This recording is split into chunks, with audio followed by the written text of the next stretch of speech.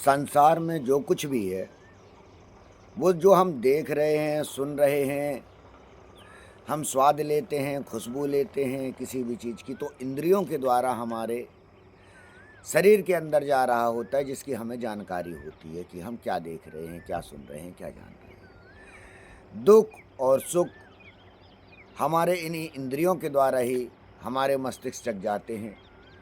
हमारे जो कष्ट होते हैं, हमें खुशियाँ प्राप्त होती हैं, उसका मुख्य कारण भी हमारी इंद्रियाँ हैं। योग वो शक्ति है, अष्टांग योग, जिसे पतंजलि ने बताया, जिसको महात्मा बुद्ध ने समझाया कि किस प्रकार से हम अपने कष्टों से मुक्ति पा सकते हैं। क्योंकि ये शरीर जो है वो पूरा जंजाल है, जो हमें बचपन से लेकर मृत्यु तक भोग के साथ उपभोग में दोनों चीज़ आती हैं, सुख और दुख, हमें दोनों चीज़ प्राप्त होती हैं।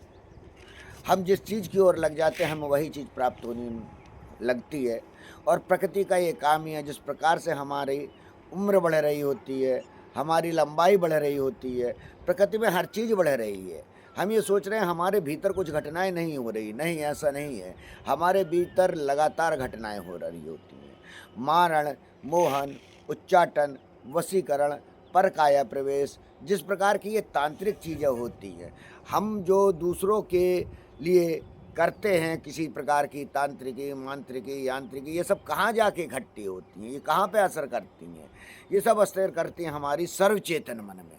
हमें इनको जानना होता है। मेरा उद्देश्य होता है कि धनु स्तंभन जो विद्या है, उसकी आपको जानकारी होनी चाहिए, उसका आपको ज्ञान होना चाहिए, क्योंकि यही हमारे ऋषि मुनियों की इच्छा थी कि अहम ब्रह्मास्मि, आप स्वयं के निर्माता होने चाहिए, आप अपने स्वयं के ब्रह्म होना चाहिए।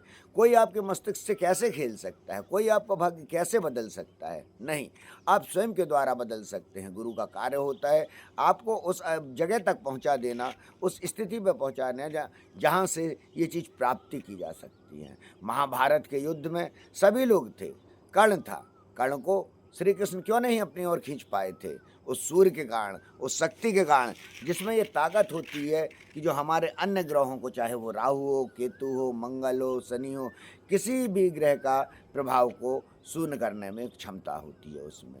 हम सभी को अपनी वैदिक जो ज्ञान है, जो हमारे ऋषि मुनियों ने खोजे, वही मैं चाहता हूँ कि हम उसका उपयोग करें, हमारा शरीर स्वस्थ रहे, हमारे शरीर में किसी भी प्रकार की बीमारी नहीं आए।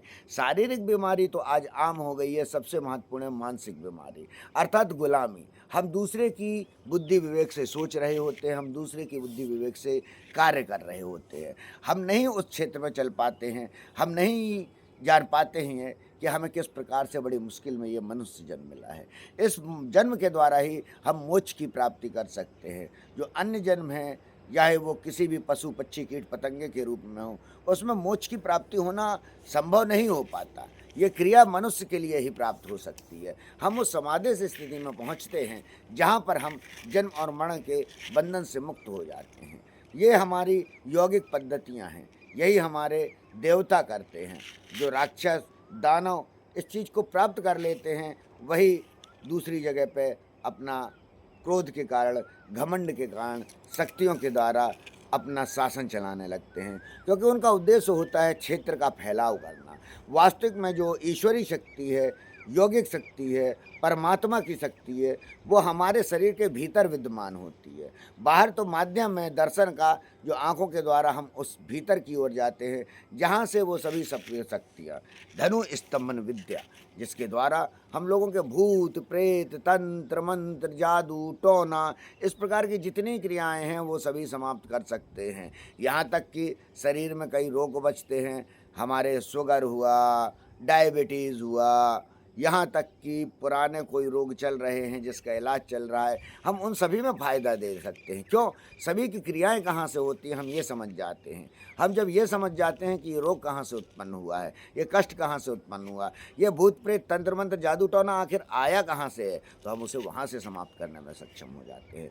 मेरा उद्देश्य आप सभी से यही है कि देखिए, आज विदेश में जाने कहाँ कहाँ तक लोग ज्ञान के भंडार को ढूंढते हुए यहाँ तक पहुँच रहे हैं, ज्ञान को प्राप्त कर रहे हैं। हम आडंबर में, क्योंकि हमें जो दिखाया जा रहा है, हमारा जो इस समय मोबाइल में मीडिया चल रहा है, उसमें आडंबर लगातार फैलाया जा रहा है। लोग अपने आप को बेच रहे हैं सिर्फ धन का कारण। आदमी परेशानी के कारण एक बार उन्हें ट्राई करता है कि देखें शायद मेरे इससे कष्ट मिट जाएं।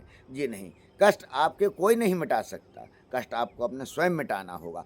आपको जागृत बनना होगा, आपको शक्तिशाली बनना होगा। आपके ये विचार आने चाहिए कि मैं स्वयं के कष्ट मिटाऊंगा, परिवार के कष्ट मिटाऊंगा, अपने आसपास के लोगों को राह दिखाऊंगा यदि कोई मेरे से राह मांगता है। क्योंकि हमारे अंदर जो ब्रह्म बैठा है, वो ब्रह्म ये सक्षम रखता है कि हम अपने भाग्य को बदल सकें। इसीलिए मैं सभी आपसे कहूँगा कि जिस प्रकार से हम इंद्र की, ईश्वर की आराधना करते हैं, उसी प्रकार से हम आँख बंद करके उस पांच तत्व को पहचान सकें, जिसके द्वारा हमारा ये शरीर निर्मित है, जिसके द्वारा ये ब्रह्मांड निर्मित है, जिसमें सभी ऊर्जा समाहित है। बस वही ऊर्जा हमें ब्रह्मांड से लेकर अपने भीतर समाहित करनी होती है, जिसके द्वारा हम ध्यान, धारणा, समाधि से शरीर को मुक्त कर सकते हैं, उस ज्ञान को प्राप्त कर सकते हैं जो इन खुली आँखों से नहीं देखा जा सकता, जिसे हम कहते हैं अलौकिक शक्तियाँ, जो परमात्मा से आत्मा तक पहुँचती है। और वास्तविक ज्ञान परमात्मा और आत्मा ही है।